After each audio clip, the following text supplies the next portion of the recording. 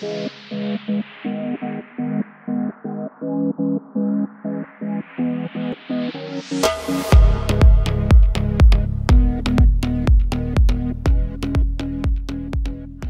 welcome back to my YouTube channel. As you all know, Bozza has announced that we are going into a second national lockdown, and honestly I do not know how to feel about it in a way. And the reason for that is because a part of me is actually a little bit excited, and I will go on to say obviously why, but then obviously a part of me is feeling quite anxious. You know, I don't really know what to think of it. But I wanted to do this video to give you guys my tips on how to basically survive it mentally, because I know the last one was very tough on a lot of people for multiple different reasons, and you know, I know the last one has changed what I've done in my life, and it's allowed me to make different decisions about my life. So I basically just want to share what I think helped me through the last one, and looking back on the last one, and what I think will help me through this one as well. So without further ado, let's just jump into the video. So I think it's clear to say that a lot of us have seen this coming, and a lot of us have actually probably prepared for it in the way. The last lockdown obviously has made me realise what I wanted to do with my life, and obviously career-wise especially, hence why I've gone self-employed. Now, I did prepare for that financially, I did prepare for a second lockdown financially, so I know from that point of view, you know, I don't have to worry. However, mentally it's a completely different story, because with the lockdown you do end up thinking too much, and you do end up overthinking situations and probably thinking too far ahead in a way, which then causes anxiety. So I want to give you guys 5 tips on how to survive a national lockdown, as I know a lot of people will find it extremely tough. Obviously with the previous one, you know, we had lovely weather, we could enjoy the sunshine, and you know, for the first few weeks it actually felt like a holiday to a lot of people. Obviously it does depend whether, you know, you're able to work from home, whether you are still going to work, because this time will be slightly different. You know, a lot of workplaces will remain open, so you know, a lot of you will probably still be working. But for those who aren't, for those who are put on furlough, I want you to really kind of listen to the tips and make your own mind up about it, as I know how easy it is just to make excuses and just to say, oh, you know, I'm not feeling good, I'm feeling anxious, like I don't want to do anything, we're going through a global pandemic. Yes, but this is your time to actually take action, and that's why I want to share my tips on how you can do that. So my tip number 1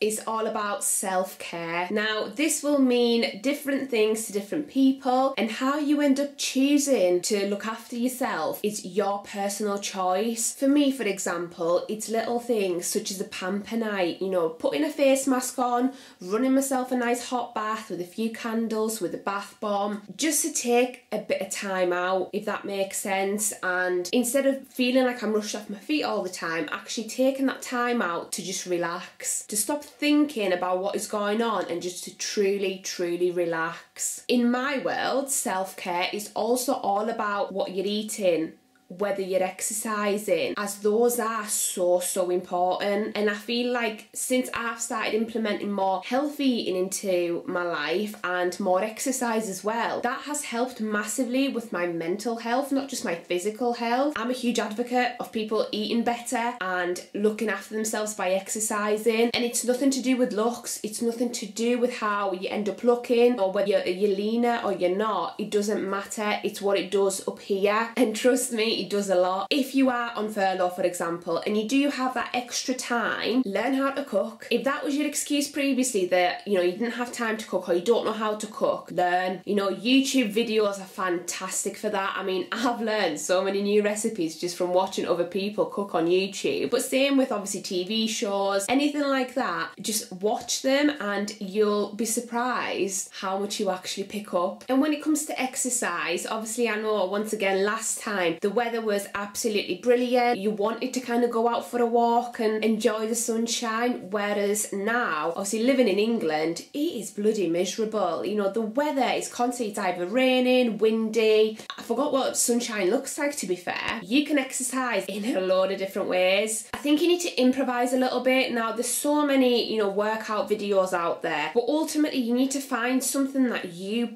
personally like to do. For me, it's as simple as walking on a treadmill. I could go out for a walk outside, but as I said, don't like to go out when it's miserable. So I will literally just jump on the treadmill that I've got and I'll walk on that instead, or I'll have a quick run on that. Obviously, I know not everybody has a treadmill at home, completely get that, but you can do loads of different things. But ultimately, even if you find like a 10 or a 15-minute workout that you really enjoy, there's so much variety out there that you will find something that you personally enjoy doing, and it won't feel like a chore after a few times. It's all about building a habit. So use that 4 weeks to build a healthy habit. Now, tip number 2 is to read more books. You might think it sounds a bit silly, and I totally get that. However, reading books compared to watching Netflix, for example, it honestly opens up your mind so much more. Because I don't know about you guys, but when I'm sat there watching Netflix, you know, for hours on end, at the end of it, I just feel drained, I feel lazy, I feel like a sloth. And the reason I say sloth, because I do have a cuddly sloth on the couch right now. There we go.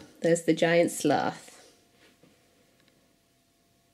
We won't go into that. Whereas when I'm reading a book and I'm really into a book, it opens up my imagination a lot more. I feel like my brain is more engaged and it's really working. And the types of books you read as well, I mean, you know, I go from reading complete fantasy right through to your kind of self-care books, and that's been my biggest go-to at the moment, is really trying to understand my own mindset, how to change my own mindset and just start believing in myself. And I feel like the sooner you start believing in yourself, the sooner you start believing that you can actually do whatever you want to do, the easier your life then becomes. I'm still on that journey. I'm still on that journey of truly believing in myself, because, you know, I'll have days where I'm like, yeah, I'm the shit, and then I'll have days where I just don't even want to get out of bed because I just feel like I'm a complete failure. It's not plain sailing all the time at all. It's a journey. That's why I keep educating myself more and I keep practicing what I'm reading in order to then build a habit. It's all about building new habits, and it is a lot easier to kind of lose yourself in the mindset of, yeah, I'm not good enough, yeah, let's just not bother. It's easier not to bother, it's easier not to make an effort. I've been there, and honestly guys, if you put the work in, you will reap the rewards of it, and that is a fact, and I would definitely recommend doing that. So find a few books that you truly enjoy, and as I say, mix it up a bit, you know, have a bit of fantasy in there, but also have some books on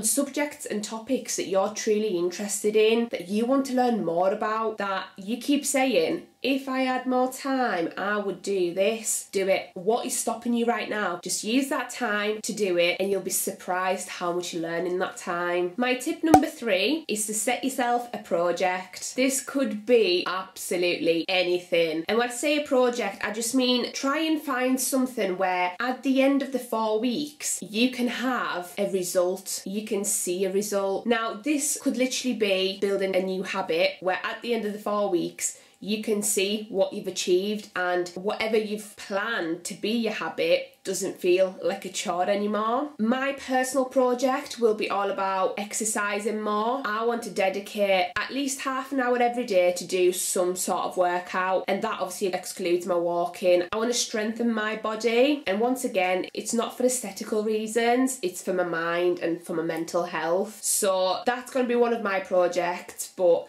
I do also have other things that I want to concentrate on, such as this YouTube channel. I want to use this time to create more valuable content for people, really revisit my videos and see what I could improve on to make them more enjoyable to watch, and to give you guys the content that you actually want to watch, as well as working on myself and constantly improving myself. But as I say, your project could be absolutely anything you want, and I just feel like setting yourself that goal goal, setting yourself something that you want to achieve at the end of the 4 weeks just keeps you that little bit more motivated. And when you do have those days where you don't want to do anything, you feel quite sad, quite miserable, that's okay. Like, that is completely normal. I had one of those days just yesterday. And don't get me wrong, I still tried to be as productive as I could be on that day, but ultimately I recognised that I'm probably not going to achieve much on that day, and I just had a more of a relaxed day. So don't be pushing yourself to the point where you feel run down, because that is not the point of this. Having a project is there to keep you motivated, to keep you away from those dark thoughts and from that anxiety. It's almost like an escape from what's happening in the outside world. So that's why